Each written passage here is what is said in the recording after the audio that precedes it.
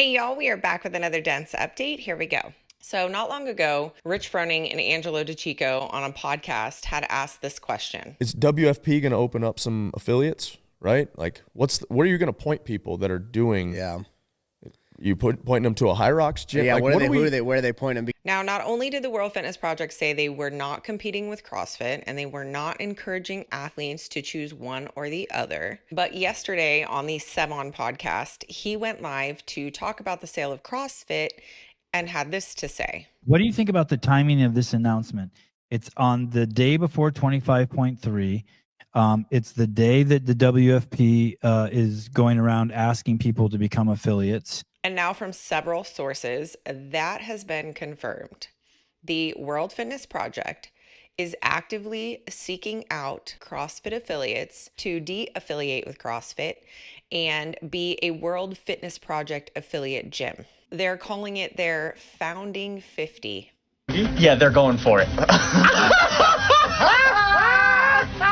And the price tag to be a World Fitness Project affiliate gym is $2,000. It basically sounds like the business model right now for the World Fitness Project is fake it until you make it. You don't even have a product yet. You haven't even ran one successful competition. And from what I'm hearing, they're really pushing this rec league and that's how they're going to drive people into gyms. And essentially, it's an online global leaderboard that anyone can participate in.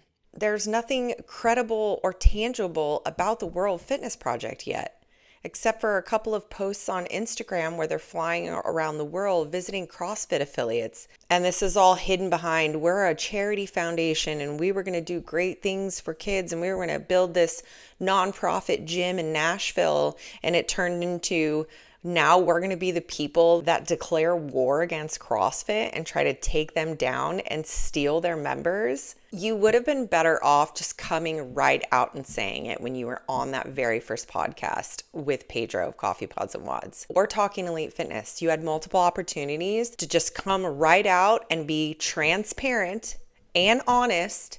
The exact thing that you say CrossFit is not doing, you could have done that. And you could have just told the people, hey, this is what CrossFit is doing. We think we can do it better. Here's what we're going to do. And I think then you might have garnered a little bit of respect from the community. But the way that they're going about doing things is just straight shady. And I don't know who's going to want to be a part of that. In fact, I think it's only going to encourage people more to defend and protect CrossFit. The most disappointing thing in all of this is that Saxon Panchak is spearheading this. You know, right after the game, Saxon was on with Sevan and, he talked about the community and he talked about affiliate and he was very much in defense of the people out there attacking and the PFAA demanding all of these things. At the end of the day, I just feel like a lot of people talking are either retired athletes or people on their way out or people that didn't make the games. And they're trying to figure out a way to create longevity in it. And I just want to make sure that the methodology and what made CrossFit so special doesn't get lost in that. For me, I'm going to make sure that I go to ends meet to make sure that is held in place. Yet now he's in full alignment with what the World Fitness Project is doing. Seems like everybody's got a price. I wonder how they sleep at night. You can't just white label CrossFit and slap a sticker on it and call it World Fitness Project. That's not how this works. From my sources, it's clear that they were not prepared to answer a lot of the questions that longtime affiliate owners are going to have. You're going to have to prove you can do it better, but you're already starting off on the wrong foot. I mean, look at this media promo debacle. You couldn't even put out your first promo video on one of your most elite athletes without getting a copyright strike. Like, tell me you don't know what you're doing without telling me you don't know what you're doing. I mean, it's like Sevan said. Who the fuck is going to affiliate with WFP? There'll be some retard. Andrew Hiller put up this on his Instagram page. That's how I found out that the Jeffrey Adler video had been taken down. So maybe it's time to go back to the drawing board and rethink your whole plan here. But then again, how else are you going to promote these athletes? Your World Fitness Project athletes are CrossFit Games athletes. built for athletes, run by athletes. Well, it's really starting to show that athletes are running this thing. I'm sorry. And another thing that really sucks about this is how many people who got their start at CrossFit, who were employees of CrossFit for so many years, who then branched off, started their own businesses, have been wildly successful, are now just completely turning their backs on it. The Buttery Bros not even signing up for the CrossFit Open. World Fitness Project also announced their broadcast team this week. No surprise. Tommy Marquez with his fingers in his mouth. He's just body language hunched over. Like, he's just irritated that he has to even talk about CrossFit. But get him in front of a camera to talk about World Fitness Project, which is CrossFit, and he is just happy as can be. That me and you, Tommy, we're going to be part of the broadcast team. Yeah, it's kind of a rolling start, if you will, but I mean, it makes perfect sense, right? If they're willing to do it to CrossFit after all of this time, they're willing to do it to anyone. So it's only a matter of time before they don't get something they want the way they want it over a WFP, and then they flip on them as well. Malheiros also released a series of Instagram stories that he is going to be stepping away from the CrossFit Games season and only focusing on the World Fitness Project. The Barbell Spin took some of the stories that were in Portuguese and had AI translate them into English and posted this video to their YouTube channel. I'm just doing the open due to pure spontaneous pressure. Yeah, because I wanted to do it here with the community and say some nice words, I decided to do it. And also because it earns points for me to be called to row. And because of all this circus happening with CrossFit, nobody knows what will happen. I decided that, well, logically, financially, and in every way, it's much, much better for me to compete in the WFP. Guy's reasoning behind stepping away from the game season and solely focusing on the World Fitness Project is because basically he believes that the World Fitness Project is treating him like a true professional athlete because they're paying him. So it's not about wanting change. It's just about wanting more money and a free ride.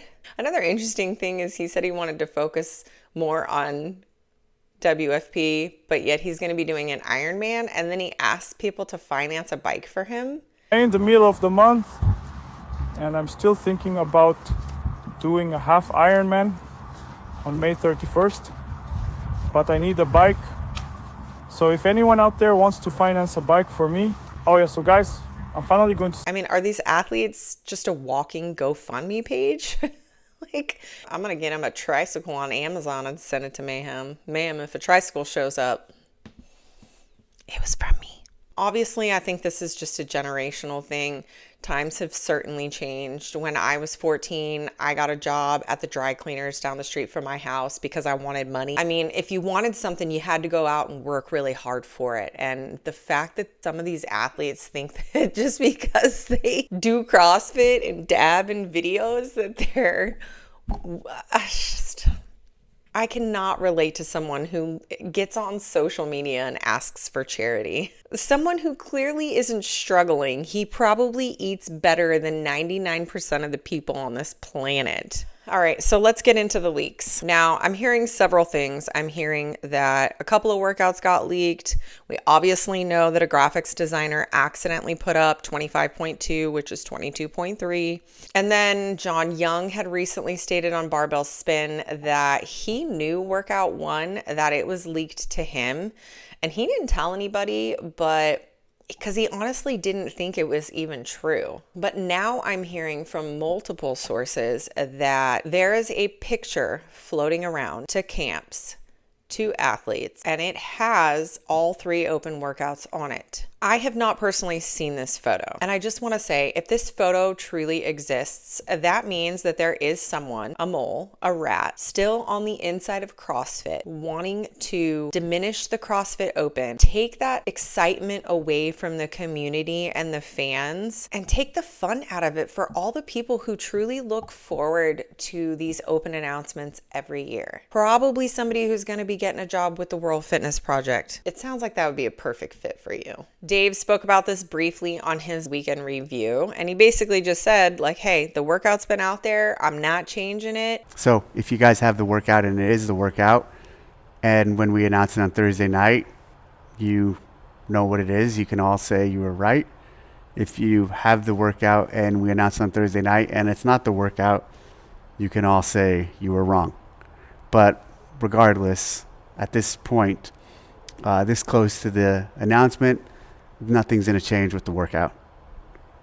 Regardless of what comes up, it really doesn't matter for me. I am still going to participate. I'm still going to have a blast with my friends on Friday Night Lights at my gym. How can you not be excited? So let's talk about 25.2. Colton Mertens is the poster child for how to move extremely well, extremely fast. For him to be able to move that barbell so well, so fast, and almost obtain sub 4 on that workout is just insanity to me. He did the workout the first time, put up a 4:07, which would have been a world record, but I think he really wanted to go for that sub 4.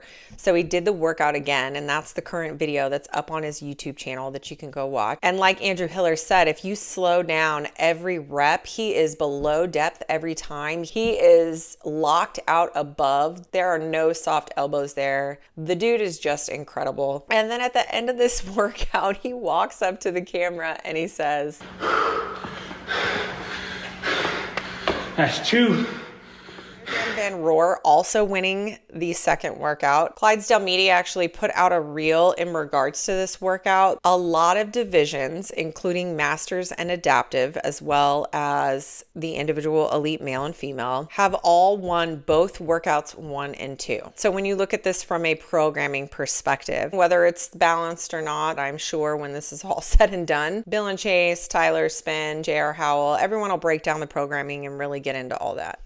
That is all for this dense update. Be sure to leave a comment, like, and subscribe to the YouTube channel. And of course, if you're into that sort of thing, head over to my Instagram page and you can follow me there for all the latest happenings in the CrossFit community.